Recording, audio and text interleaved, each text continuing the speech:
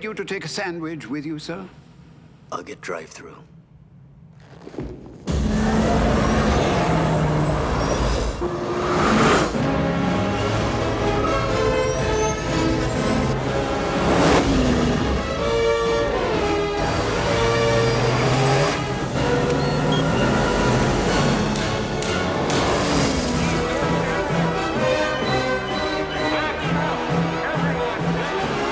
Hi everybody, Spider-Kel back once again for another Batman Automobilia review. Number 4 in the line, the Batmobile from Batman Forever.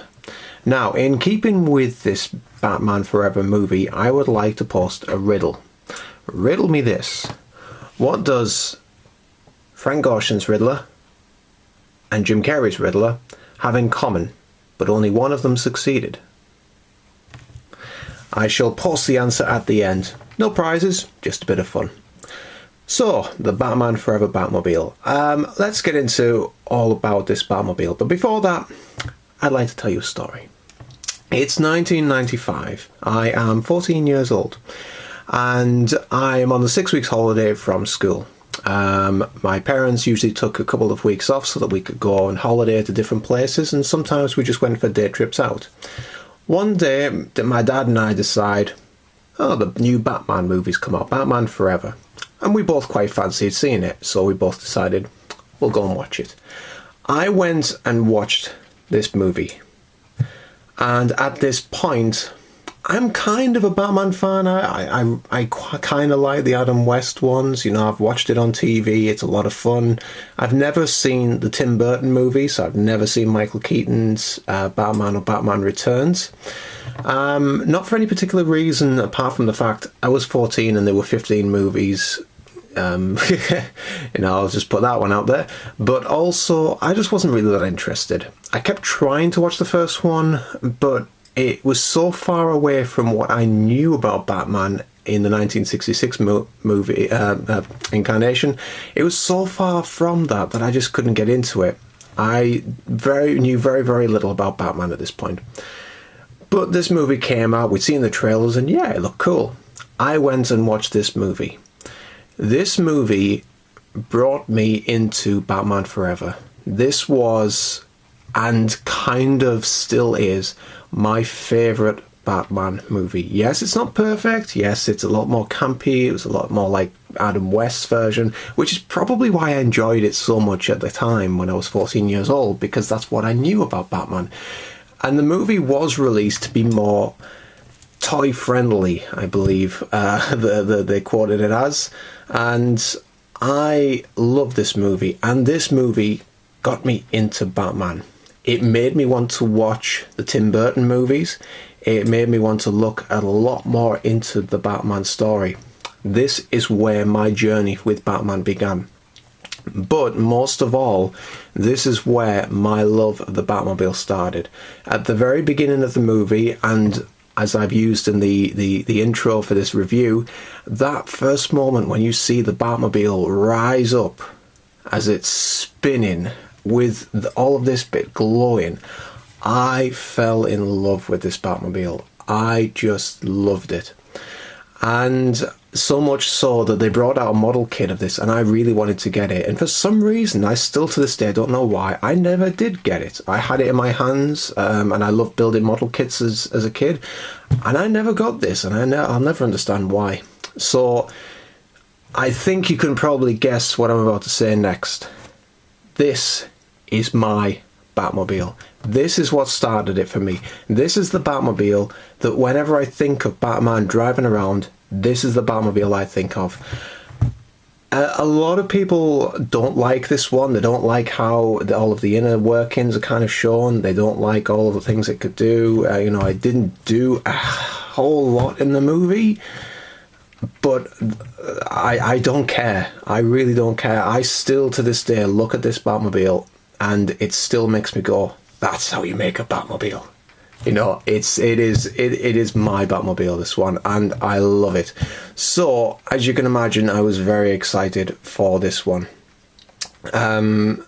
Yeah, just very, very excited. So we'll take a look at the centerpiece of this magazine. And as you can see, once again, going into a great deal of detail with this beautiful cutaway here, and also a really nice view of the cockpit over here.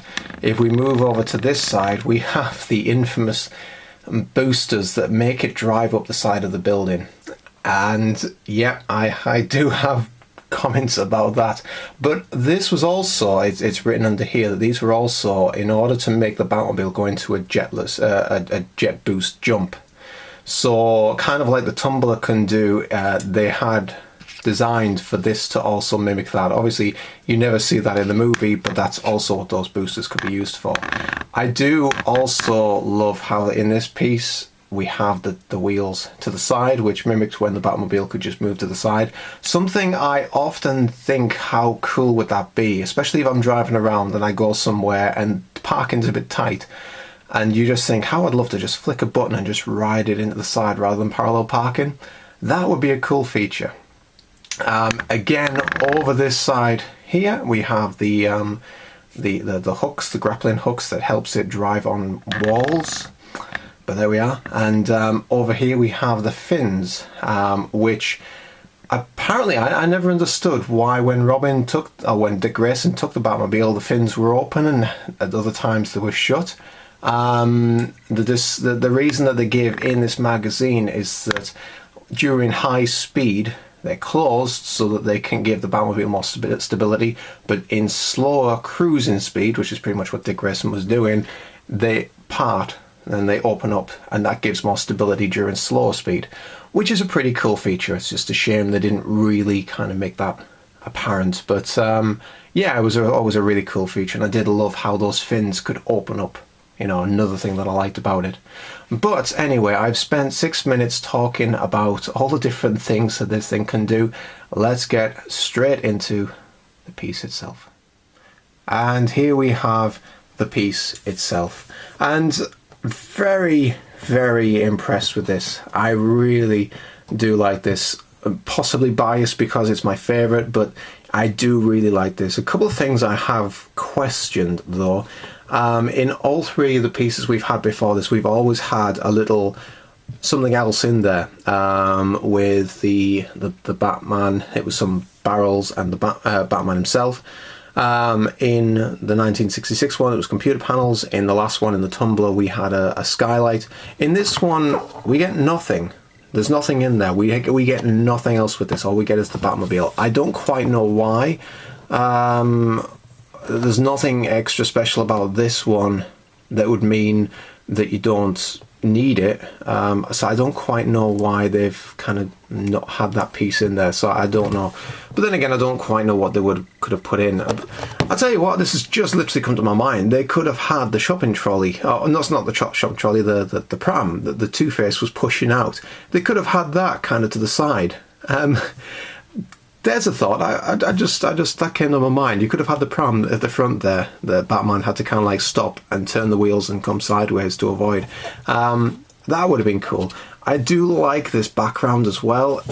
It's not very clear on what it is until you look at it. But what you have are the two cars from the chase scene. Two-Face's two cars, the chase, and I believe that this is possibly the fire from the muzzles from the machine guns they were firing, or maybe the point when it blows up. I'm honestly... Oh, yeah, you can tell at the side here, this is kind of like when they're in the alleyway. I'll tell you what, I'll get that out and we'll have a closer look at it. Yeah, so here we have it. Here we have the two cars that are chasing, and it's obvious that we're still kind of like in the underground section that we were in. And this is the point when the two cars chasing the Batmobile with the machine guns firing. That's pretty much what it looks like to me. Yeah, it's pretty much what it appears to be like. But we'll move into the piece itself now. And yeah, this is beautiful, beautiful. I really like as well the base that they have on here. We have... It's very dark and blue with hints of the red, which kind of mirror this, where you have like the reds and so on. This is the reflection of the reds on the blue surface. So this is a really, really nice base, but still question why there isn't anything else included with this. Why we don't have anything to go with it, really. But yeah, this is beautiful, and we'll go straight into this piece here. I wasn't entirely sure what to think of the blue that we have here. I mean, obviously, the reason that the Batmobile is so the blue is so kind of like bright and vibrant is because it's lit up. It's kind of like all of this would be kind of like a nice bright neon blue. Obviously, they couldn't do that. Now, if they'd boycotted the whole adding another little piece to this because you had a switch where you could turn this on and light it up, I would be more than happy with that. But no, we don't have that, so that's a shame. One thing I do love about, well, lots of things I love about this, but one of the big things is how at the front here this almost looks like the Batman's cowl. I mean, one thing about this Batmobile was that they tried to make it organic, almost make it look as if the Batmobile was actually alive with all of these pieces here, all of the interior that was shown. And yes, that will make it vulnerable to attacks and so on. You know, you could easily get a lucky shot in there and destroy the interior. But, you know, it just makes it look cool. And I love this sweeping piece round here that leads to the front wheels and the front lights as well. And then one thing I loved, and you noticed right at the beginning, is that you have the Batman symbols, but as the Batmobile's flying along, they remain still. They're not part of the wheel, and they remain lit up and still so you can see them. And it's just fantastic. We have this incredibly, ridiculously huge fin on the back that, as I said before, split open depending on what speed it was going. This one doesn't. You can see clearly there, it's all one piece. So that doesn't split open. Again, you know, maybe they could have added that, but I think it possibly would have ruined the aesthetic of it. So I'm kind of glad that they didn't go with that. I like the fact that they've left it just like that. We have one of possibly the biggest turbines on the back of a Batmobile ever. It's huge. You would not want to be stood behind this Batmobile when he drives off. You really, really wouldn't. It's massive. And then on the back here we have all of these spikes, and it's just beautiful how spiky the end of it is. And I honestly could talk about this Batmobile for ages. I could talk about the movie for ages because there's so many things about it that I love. So many things about it I wish that they'd done. All I'll say on the subject is I really wish they'd made a director's cut version of the movie. That's all I can say. But this Batmobile is beautiful. It's my favourite. It's my all-time favourite. And it's just represented so nicely here. Everything about it I love. And yes, that's possibly me being biased because I do love this one so much. But I love this one, guys. I absolutely do. I think it's fantastic. So yeah, that's pretty much all I can say. And I know that a lot of people don't like this Batmobile. A lot of people, possibly like me, liked it when they saw it when the movie came out because they were around about my age. And now as time's gone on, they look at it and they think it's not that good. I've heard a few people say that. And I understand their reasons. You know, a lot of people have a lot of different reasons they don't like this version. And I think they have some very valid points. And I've always said, to each their own. If someone likes something, that's great. If they don't, that's fine. But for me, this will always be my favourite Batmobile. It symbolises for me some wonderful memories of when I went to see this with my dad. The moment when this rose up on that turntable and I just looked at it and I just thought, that is awesome. And that has stuck with me all the way through. I'm 32 now, and I still think that. And I watched the film quite recently as well, and I still watched it and thought, that is just awesome. How can you not love that Batmobile? But yeah, it symbolises the beginning as well of my journey with Batman. Up until this point, I kind of liked Batman. I thought Adam West was awesome, you know, and all of the rest of it. But I hadn't really gotten into the dark side of Batman, you know, the whole hiding in the shadows kind of thing. And this, although not quite as dark as Tim Burton's, and most recent ones, it still was a lot darker than anything else I was used to. And it made me think, yeah, I kind of like this. And so began my journey. And this Batmobile will always symbolise that. For that, it will always be my favourite. So there we go. Anyway, I hope you enjoyed the review, everyone. At the beginning, I posted the riddle, which was both Frank Gorshin's Riddler and Jim Carrey's Riddler have one thing in common, but only one of them succeeded. And here's the answer. Both Riddlers used explosives, which they placed onto the seat of the Batmobile in order to destroy it. Can't take the dreaded thing out. Burn it up!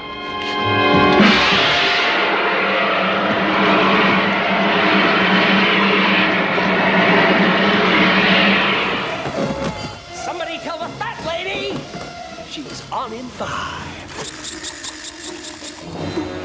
However, as both of them placed the explosives on, and in both cases they actually managed to get it to ignite, Frank Gorshin's Riddler was foiled.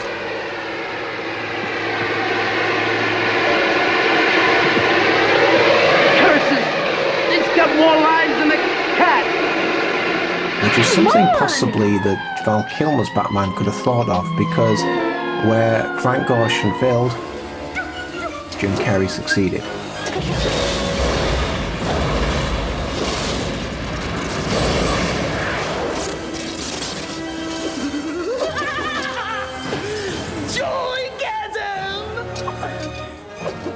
So there you have it. Something that people probably already knew. Maybe some of you didn't. I just thought it'd be a little fun fact to post up. And in the light of what this Batmobile was from, and from the fact it was from Jim Carrey's movie, I thought I would put that up there. And that was one moment that I hated, when Jim Carrey blew this Batmobile up. For obvious reasons, but there we go. So anyway, I hope you all enjoyed the review, and I shall see you next time for the next Automobilia review. But until then, take care everyone. See you soon.